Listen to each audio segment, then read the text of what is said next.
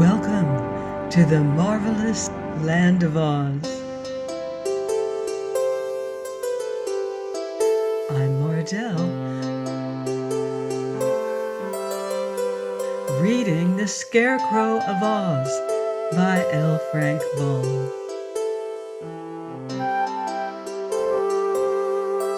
Chapter 11, The Wicked King and Googly-Goo.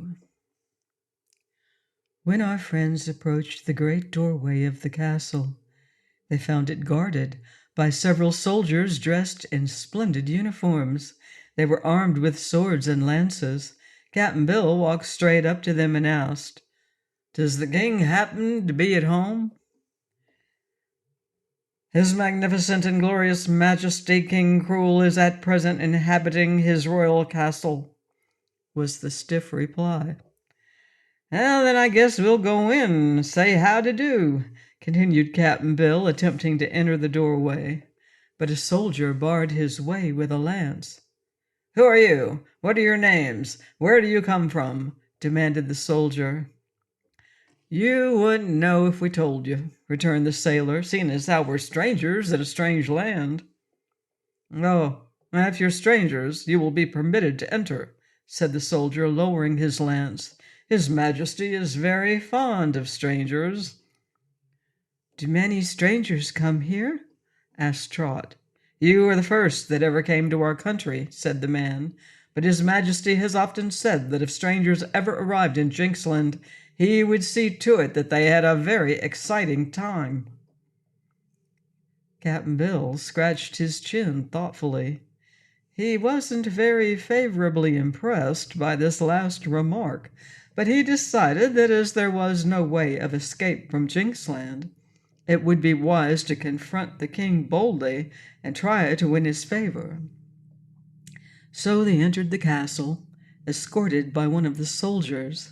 It was certainly a fine castle, with many large rooms, all beautifully furnished.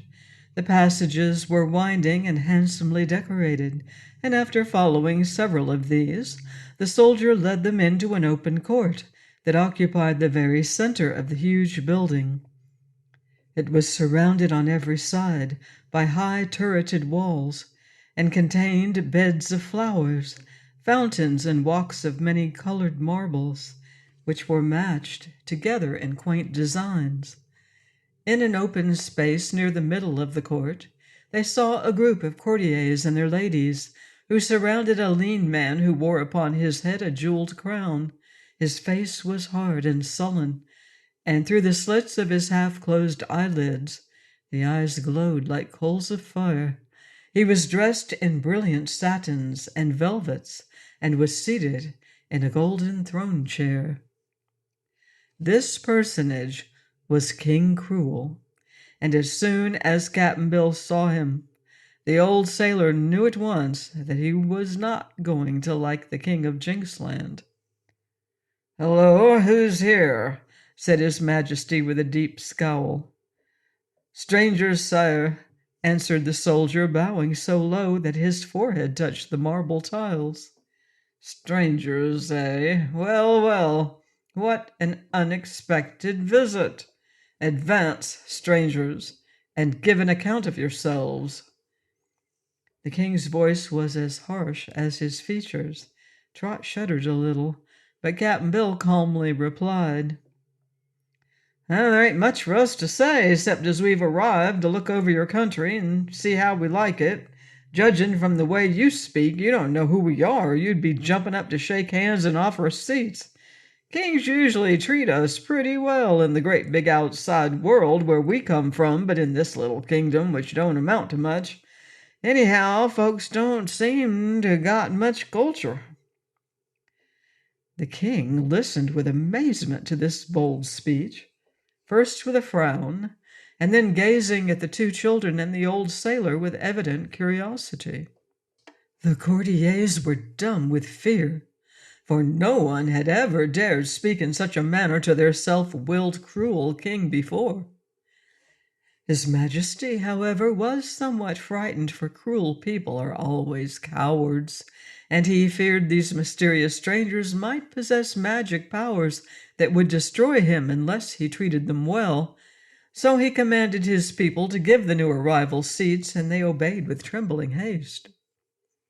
After being seated, Cap'n Bill lighted his pipe and began puffing smoke from it, a sight so strange to them that it filled them all with wonder.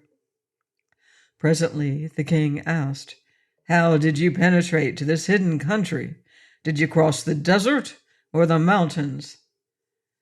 "Desert," answered Cap'n Bill, as if the task were too easy to be worth talking about. "Indeed, no one has ever been able to do that before," said the king. "Well, it's easy enough, if you know how," asserted Cap'n Bill so carelessly that it greatly impressed his hearers. The king shifted in his throne uneasily. He was more afraid of these strangers than before. "Do you intend to stay long in Jinxland?" was his next anxious question. "It depends on how we like it," said Cap'n Bill. "Well, just now I might suggest to your Majesty to order some rooms got ready for us in your dinky little castle here, and a royal banquet with some fried onions and pickled tripe would set easy on our stomachs and make us a bit happier than we are now." "Your wishes shall be attended to," said King Cruel. But his eyes flashed from between their slits in a wicked way that made Trot hope the food wouldn't be poisoned. At the king's command, several of his attendants hastened away to give the proper orders to the castle servants, and no sooner were they gone than a skinny old man entered the courtyard and bowed before the king. This disagreeable person was dressed in rich velvets, with many furbelows and laces. He was covered with golden chains, finely wrought rings, and jeweled ornaments. He walked with mincing steps, and glared at all the courtiers as if he considered himself far superior to any of them. "Well, well, your Majesty, what news? What news?" he demanded in a shrill, cracked voice. The king gave him a surly look. "No news, Lord Googly-Goo, except that strangers have arrived," he said. Googly-Goo cast a contemptuous glance at Cap'n Bill and a disdainful one at Trot and Button-Bright. Then he said, "Strangers do not interest me, your Majesty, but the Princess Gloria is very interesting indeed. What does she say, sire? Will she marry me?" "Ask her," retorted the king. "I have many times. Every time she has refused." "Well?" said the king harshly. "Well," said Googly-Goo in a jaunty tone, "a bird that can sing and won't sing must be made to sing." "Huh," sneered the king. "That's easy with a bird, but a girl is harder to manage." "Still," persisted Googly-Goo, "we must overcome difficulties. The chief trouble is that Gloria fancies she loves that miserable gardener's boy, Pawn. Suppose we throw Pawn into the great gulf, your Majesty?" "It would do you no good," replied the king. "She would still love him." Too bad, sighed Googly-Goo. "I've laid aside more than a bushel of precious gems, each worth a king's ransom, to present to your Majesty on the day I wed Gloria." The king's eyes sparkled, for he loved wealth above everything. But the next moment he frowned deeply again. "It won't help us to kill Pawn," he muttered. "What we must do is kill Gloria's love for Pawn." "That is better, if you can find a way to do it," agreed Googly-Goo. "Everything would come right if you could kill Gloria's love for that gardener's boy. Really, sire, now that I come to think of it, there must be fully a bushel and a half of those jewels." Just then a messenger entered the court to say that the banquet was prepared for the strangers. So Cap'n Bill, Trot, and Button-Bright entered the castle and were taken to a room where a fine feast was spread upon the table. "I don't like that, Lord Googly-Goo," remarked Trot as she was busily eating. "Nor I," said Cap'n Bill, "but from the talk we heard, I guess the gardener's boy won't get the princess." "P'raps not," returned the girl, "but I hope old Googly doesn't get her either." "The king means to sell her for all those jewels," observed Button-Bright, his mouth half full of cake and jam.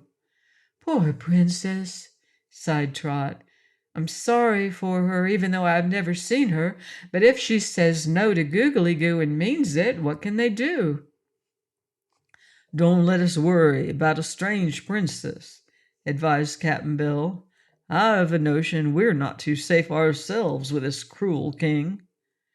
The two children felt the same way, and all three were rather solemn during the remainder of the meal. When they had eaten, the servants escorted them to their rooms. Cap'n Bill's room was way to one end of the castle, very high up, and Trot's room was at the opposite end, rather low down. As for Button-Bright, they placed him in the middle, so that all were as far apart as they could possibly be. They didn't like this arrangement very well, but all the rooms were handsomely furnished, and being guests of the king, they dared not complain. After the strangers had left the courtyard, the king and Googly-Goo had a long talk together, and the king said, "I cannot force Gloria to marry you just now. Because those strangers may interfere, I suspect that the wooden-legged man possesses great magical powers, or he would never have been able to carry himself and those children across the deadly desert." "I don't like him. He looks dangerous," answered Googly-Goo. "But perhaps you are mistaken about his being a wizard. Why don't you test his powers?" "How?" asked the king. "Send for the Wicked Witch. She will tell you in a moment whether that wooden-legged person is a common man or a magician." "Ah, now that's a good idea," cried the king. "Why didn't I think of the Wicked Witch before? But the woman demands rich rewards for her services." "Never mind, I will pay her," promised the wealthy Googly-Goo.